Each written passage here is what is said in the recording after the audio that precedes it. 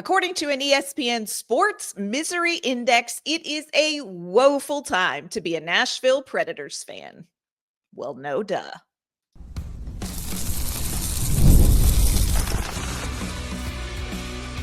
You're Locked On Predators, your daily podcast on the Nashville Predators, part of the Locked On Podcast Network, your team every day.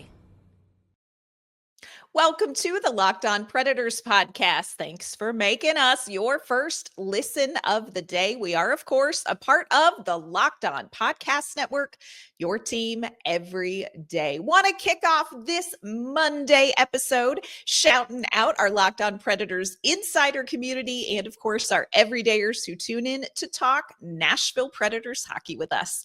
I'm Ann Kimmel. I am a writer and a co-host with Penalty Box Radio and Friends. I have a partner in crime. That you do. I am Emma Lingan, and I'm an NHL reporter and host from the Hockey News. Well, last week, ESPN published their Sports Misery Index. It's an online calculator that gauges the misery your sports teams cause you.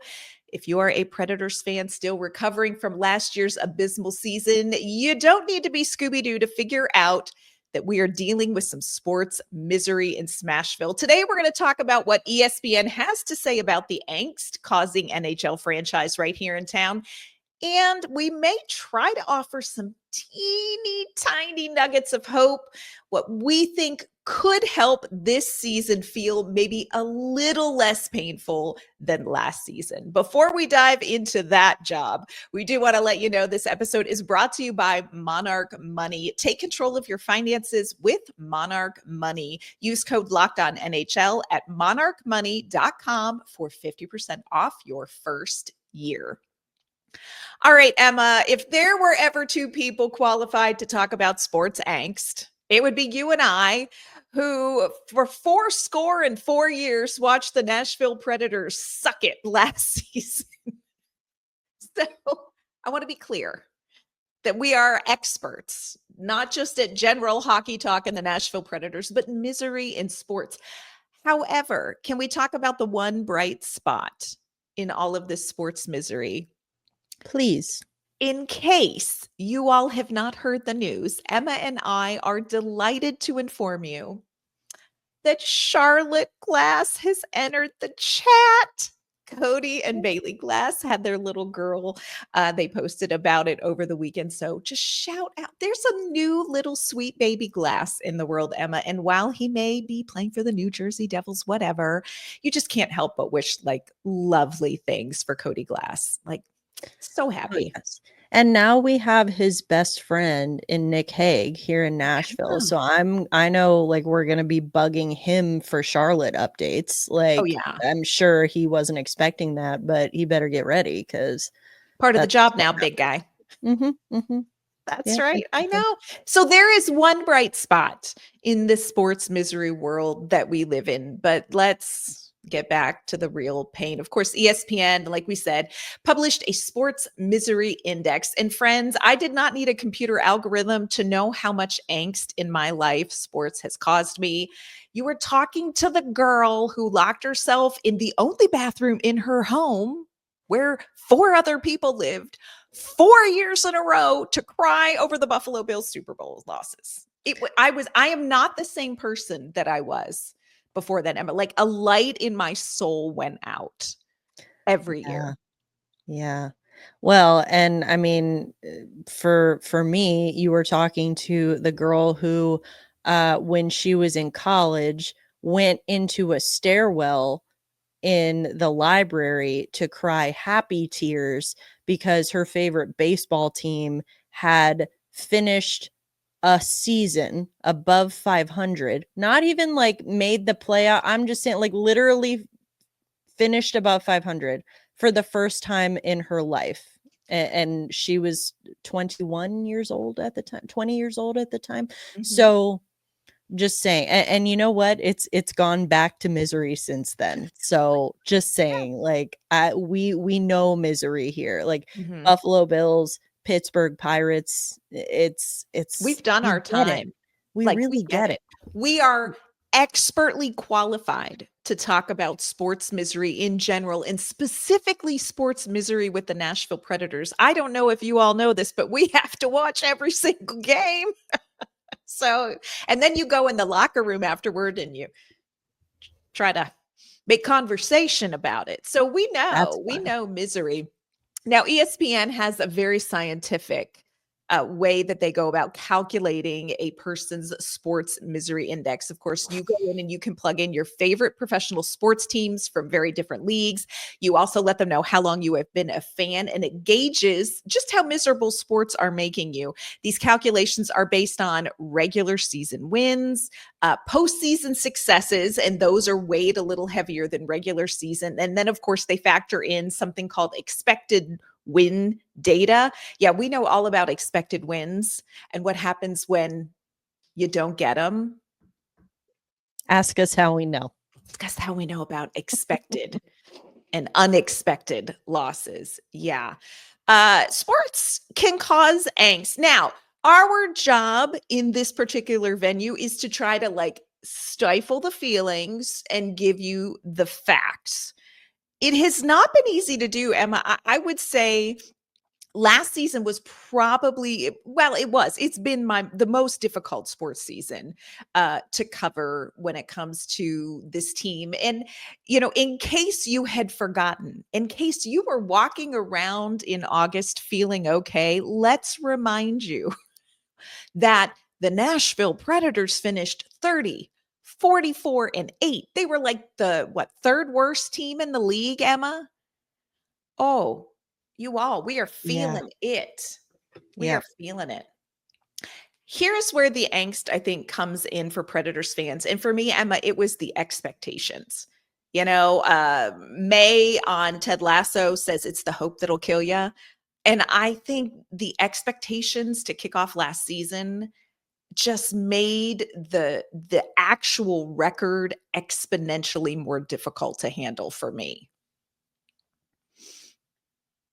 Yeah, I think that, that's what made it so bad. Like, it's that it doesn't just make it worse. Like, the expectations are the reason for this because it was supposed to be so different. And like, we don't need to rehash it because Lord knows we've talked about it enough. But I just think that it's the heightened expectations. And this is a team that had not had heightened expectations, at least not to this level, in a very long time. And so it was you're coming in on the highest of highs, or at least higher than before. And then now you're like coming just crashing down, not even to where you started. You're back to worse than where you started. And you're just left sitting there thinking, how did this even happen? Because they're doing everything right. And that's why I chalk it up to, not entirely, but I just think that until we see what happens this season, there's just a part of me that's inclined to believe that last year had to be a fluke. It just had to be, because it doesn't make any sense, based on everything we know. And I don't know. I'm not saying it definitely is or definitely isn't. I'm just saying there's still a tiny sliver of hope that maybe it was. I know. And it will be very interesting to see what we learn about this Predators team this season. What is real and what is not? What was fluke and what was not? Because we have two very different seasons that we're looking at back to back. And this third season has got to help us sort this stuff out. When you look at last season, Emma, expectations, I think, were a big part of the misery that we all suffered. But what for you was, besides not meeting expectations, was the most disappointing part about the Nashville Predators? Not, I'm not talking about wins and losses, but what was most disappointing to you about this team?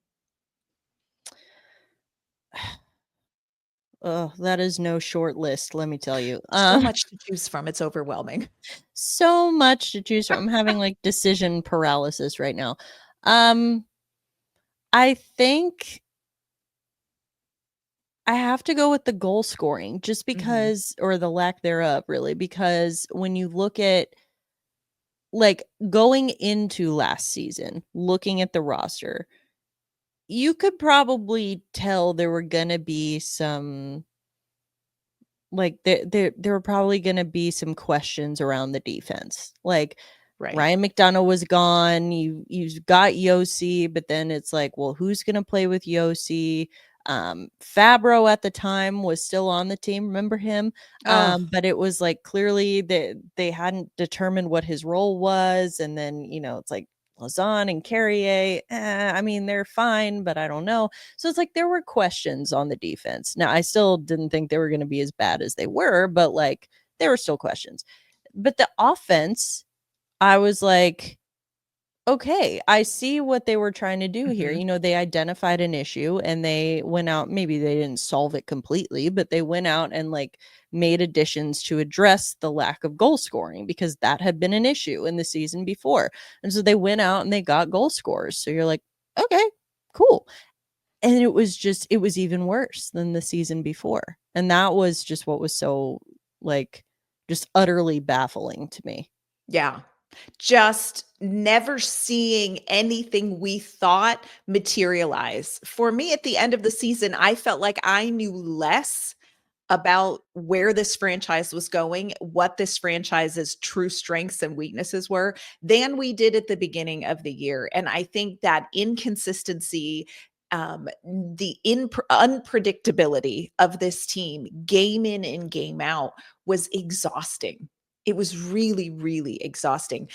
We have talked about expectations coming up. The only thing that may be worse is having no idea what expectations are. We're going to talk about how Nashville Predators fans can emotionally set themselves up for an uncertain season here in Nashville.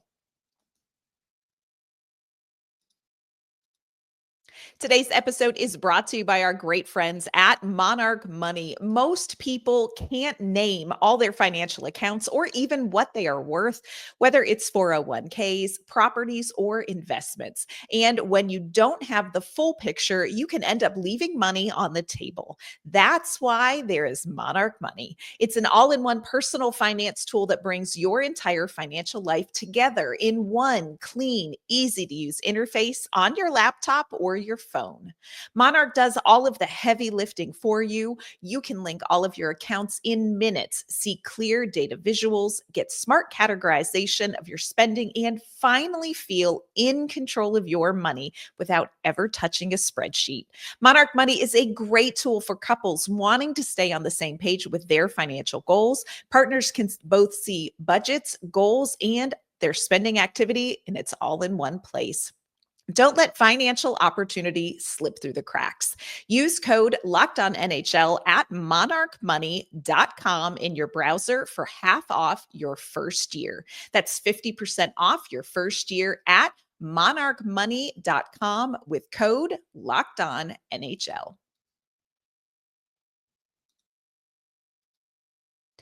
All right, Emma, we talked about how expectations basically killed us emotionally and led us to, I don't know, eat grilled cheeses and our feelings. I don't know.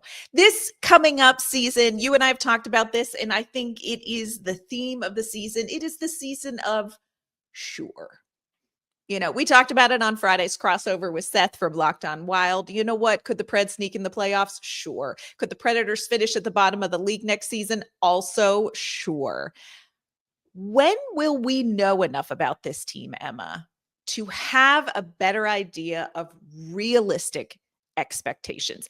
Like, how do we set ourselves up for emotional safety when it comes to this team? When will we know? Well, see, now that's two different questions. How to set yourself up for emotional safety is to go in with the mindset of sure. Sure. Whatever happens, c'est la vie. Yeah. We're just here for the vibes, here for the grilled cheese. That's how you make sure that you are just there for, a good time, maybe a long time, but you know what? You're going to make it a good time no matter what. Yeah. It's hard. It's hard because I think that I mean, we can all agree that last season was an abomination. Oh, Lord. And we can also agree, I think, that this year things are not looking overwhelmingly positive in the sense that, like, there haven't been any large scale changes that would necessarily reverse the effects of what happened last year. However, I think if you're trying to look big picture here, you should start to worry. If you were a Nashville Predators fan, I would be, I would start to worry more if Barry Trotz starts to leverage more of the future, if he starts getting rid of, top prospects, if the prospects aren't materializing maybe the way that they were supposed to, if there isn't a clear path for any of these top prospects to get to the NHL and play an impactful role there, those are all the things that make me question organizationally, like, what are these guys doing? I'm not sitting here saying that, like, another bad year this year is going to mean that this franchise is doomed. They honestly might be doomed for the next, like, couple years. Mm-hmm. But overall, like, there's still reason to have hope. And, like, again, I think you could have it a lot worse. I'm not going to say what I'm thinking because I'm going to get a lot of very angry fans blowing up my DMs. So I'm just not going to go there. But I think Not that today, Satan. Not today. Not today. Not But today. We ain't reading I them do DMs. I do just think that there's a lot of I don't know. When I look at franchises that I think have, like, they have no direction, what are they doing? And I don't just mean one season at a time. I mean as a franchise for the future. I look at a team like the Buffalo Sabres, for example. They Bless. they can't get players to come play there. And they trade away every good player they have. And then you've got teams like, not quite to the same extreme, but a team like the LA Kings. This was supposed to be a huge offseason for them, and they're supposed to really make some waves. They're supposed to go out and add scoring. They've been supposed to add scoring for years now, and they haven't done it. They finally got a new GM, so everyone's thinking, oh, this could be the year we're actually going to do it. And their off season was a big nothing burger. They did nothing. And it's just like, this is a team that's actually a lot closer to being a contender than Nashville is right now. And Right. they're the ones that could just be like one or two moves away. And they didn't make those moves. And so those are the ones that I think are, like, a little bit more frustrating to me. For me, and a lot of people get upset that Nashville is quote unquote playing the long game right now. They think Nashville's playing the long game. But at the end of the day, what are they supposed to do? I mean, last year went so horribly wrong. And yes, you have the pieces you have right now. So maybe you have to sit here and suck it up for a couple years, a couple of really bad years. But as long as you're not leveraging the future to do that, then, like, maybe it's the tank that people have been waiting for without trying to. Like, Yeah, maybe it's a they are gentle tank. It's a gentle tank. gentle. Yeah, and Yes. I do think that you're right. I think if you want to talk about, like, how do Nashville Predators fan alleviate some of the misery, because let's face it, the fandom has zero control over what happens on the ice. So you just got to sit there and watch the on ice problem. Maybe part of it is making that mental switch and saying, you know what, we are experiencing something now that's going to pay off in the future. And I think you have to almost make that mind shift that maybe the now, we talk about the now and not yet, just say a bon voyage now, and look down the road and start waving a little bit at the not yet, because I think that is probably more likely for Predators fans to experience some positivity in the not yet. And you have to also embrace the process of the not yet. I think that is something that is so key. And we see it. We talked to JD Young, San Jose Sharks. You want to know who knows a tank JD Young knows a tank, but here is what you do. You embrace the little moments. JD Young said that that's the key to enjoying a tank. What did Macklin Celebrini do in this game? What's the one Macklin moment from this game? You have to start looking for the little incremental growth moments. And maybe Nashville needs to start doing that and looking at the younger players instead of going, why can't these veterans produce? Now, you need the veterans to help the young players. But I do think maybe a mind shift away from all the eggs in the now basket. Put your eggs in the not yet basket, friends. There is a little joy there. Maybe. Well, and part of that, to play devil's advocate, I will say, if I'm playing angry, disgruntled Predators fan, I would probably come back at that and say, well, then the young players need to play. They need to be given the opportunity to play more. To which I say, totally agree. Totally agree. So that's going to be something I'm going to be looking for this year, of course, because, that's going to be the number one criticism is like, well, how are we supposed to know what we have in these young players when they're not, given opportunities to play big minutes? And to which I say, absolutely. I agree. And I've talked about this before. To anyone saying that we don't criticize this team enough, and how many times have I said that Andrew Brunette, I'm going to be watching Andrew Brunette like a hawk this like year. a hawk. And when Barry like flies Trotz on stank. When Barry Trotz is saying one thing about we need to see what the young players are going to do, and then Andrew Brunette is doing the other thing and putting them in the bottom six every chance he gets, well, then yes, that's a problem. And now if Barry Trotz is giving Andrew Brunette the chance to rectify that this year, then I am willing to give him that chance. But the chance is not going to last forever. Like I think he needs a chance to do that. But people are just so quick to just be like, nope, no second chances. I'm like, the man was a Jack Adams finalist year before last. So can we just get him, can we just like give it a minute? Let's see. Give it a minute. Like everyone just take a breath. We are not a head coach away from a Stanley Cup appearance. Also, can we talk about that? I mean, I know we're kind of going off in the jingweeds here, but can we just agree that there are, and if you've been a listener at Locked On Predators, we have a list of things to stick in our craw that Andrew Brunette has done over these past 2 seasons. But we are not a head coach away from the Stanley Cup finals, y'all. So a little grace. Here's the other thing I would say to people that are like, well, then I want to see these young people play. You should watch the Milwaukee Admirals. Because do you know what? People who know the NHL watch the Milwaukee Admirals. They watch the AHL team. You want to know down the road what's happening and you feel like you're not seeing enough of these young players here in the NHL? Friends, I'd like to introduce you to Flow Hockey. It'll be some of the best and most fun money you spend. Watch the Milwaukee Admirals. Just throwing it out there, seeing what sticks.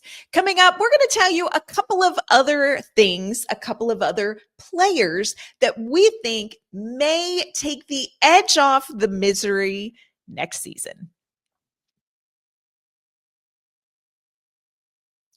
All right, Emma, is a Swede. One of the highlights for me next season will be the Global Series game in Sweden.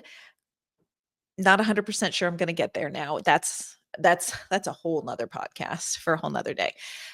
But there is something to look forward to there. But I do want to say this. I think that there are some potential opportunities for Nashville to alleviate some of the misery early in the season. And I know that this is a big ask from the team because you have to remember coming into training camp, we need to see Roman Josi healthy for sure. We need to see that Stamkos and Marchessault have kind of shaken off the mental funk or whatever happened last season. We need to see 2 top 4 defensemen meet and greet everybody and figure out their position there. So there's a lot of questions there. Here is what would bring me joy. And I'm just going to throw it out to the hockey gods and be like, you freaking owe us.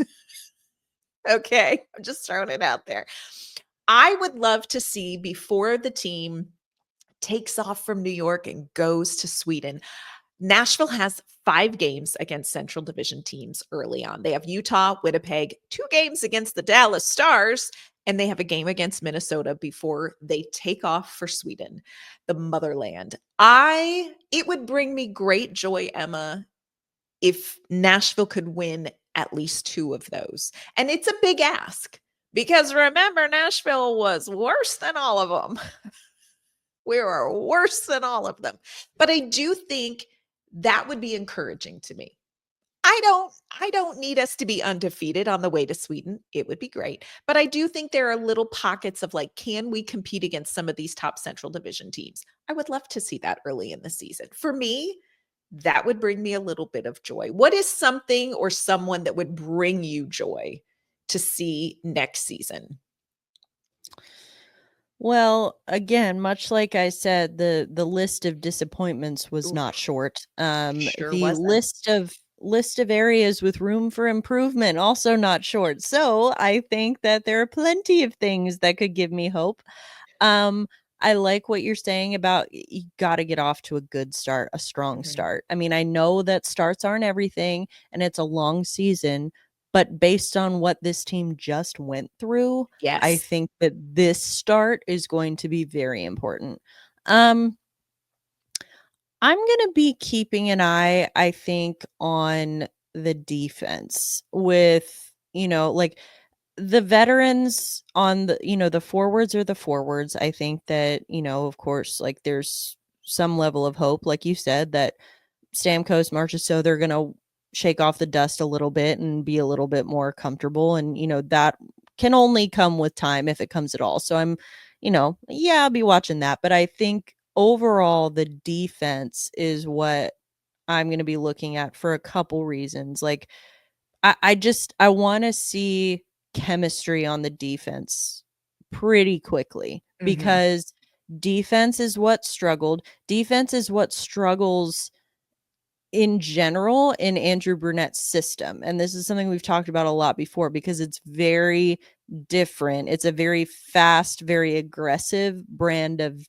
defense. It's a more offensive defense that these guys are being asked to play. So I want to see improvement from Brady Shea, which I think we saw towards the end of last Yep. year. So I want to see if he looks better coming into this year, I'm happy about that. That gives me hope.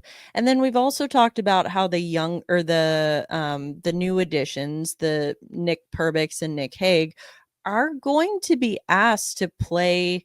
They're stepping into different roles with Nashville than they had with their other teams. And so a lot of our whatever hope we have is riding on them being able to do that. And of course we're all a little anxious because we saw that quick adjustments was not the name of the game for the Predators last year.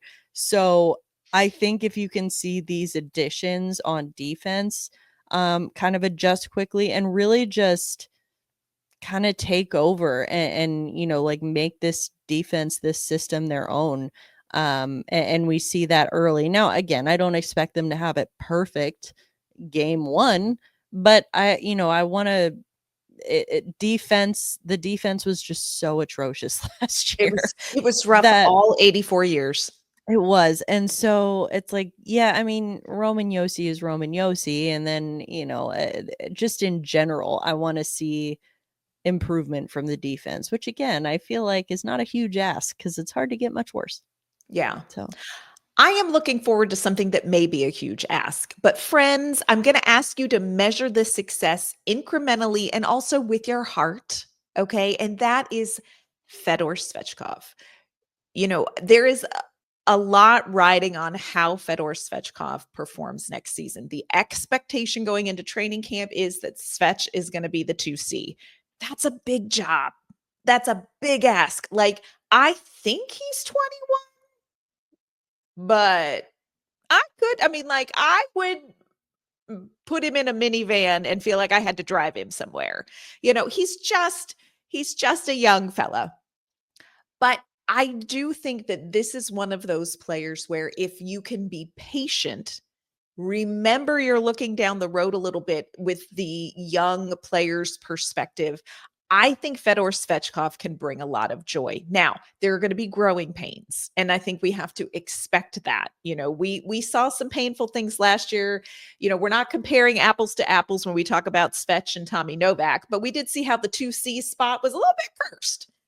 But Fedor Svechkov, I think we are going to see continued growth, perhaps not linear, but we saw that last season. And I think we're going to continue to see that. And that should bring some joy.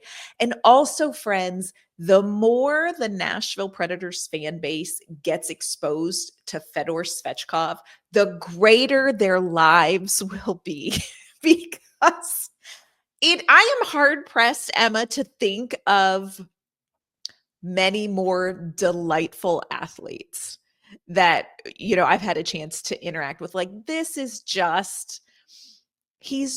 a different beast, and he is very, very funny. Like, dude is hilarious, but he also just sort of is unique. I talked to him last season, and we were talking about the pressure of being in the NHL, and he's like, I don't feel any pressure.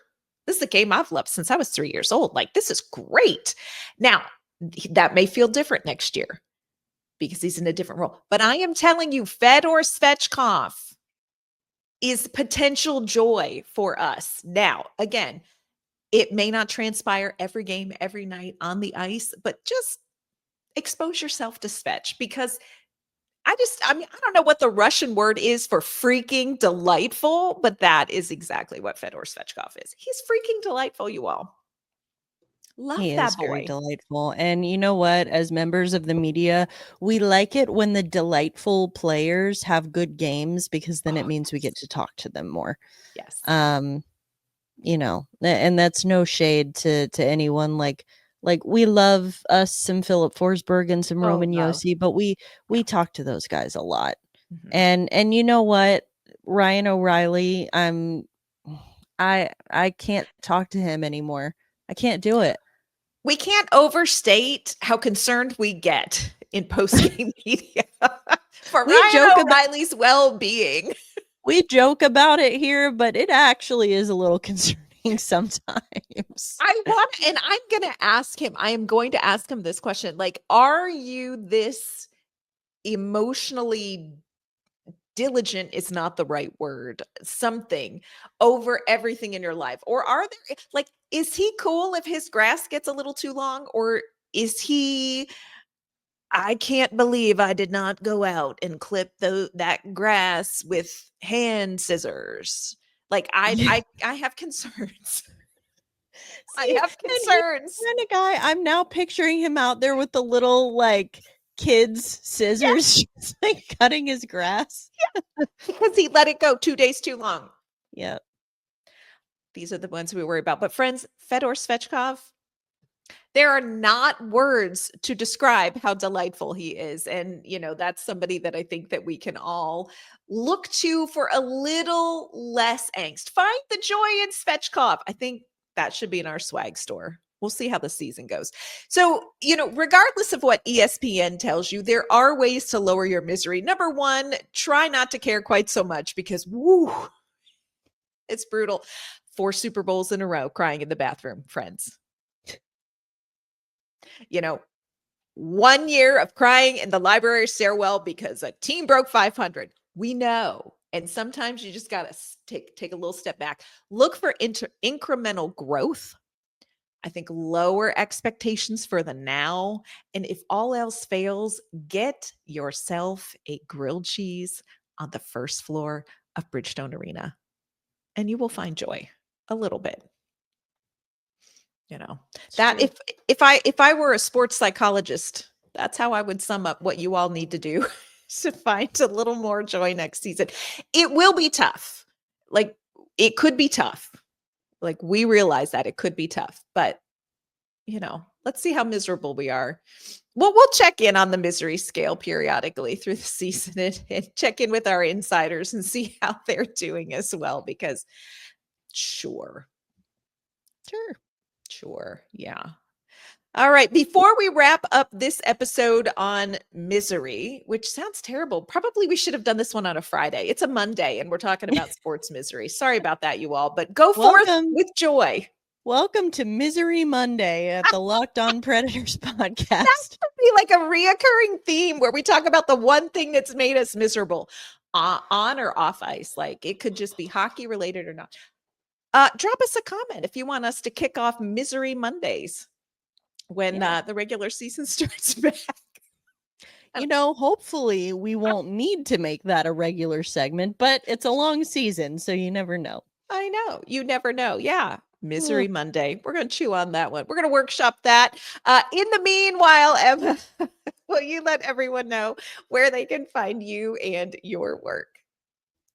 You can find me on social media at Emma_Lingan, and you can find my work covering the rest of the NHL at the Hockey News.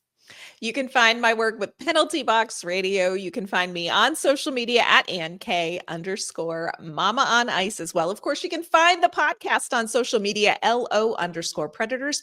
And you can leave us a comment on this YouTube video as well. Be sure you subscribe, whether it is on YouTube or on your favorite podcasting platform, so you know every time we drop a new episode about the Nashville Predators. That is going to do it for this Misery Monday. Just trying it out, seeing how it feels. We thank you for making us your first listen of the day. We hope you all have a fabulous day. We will see you later on this week.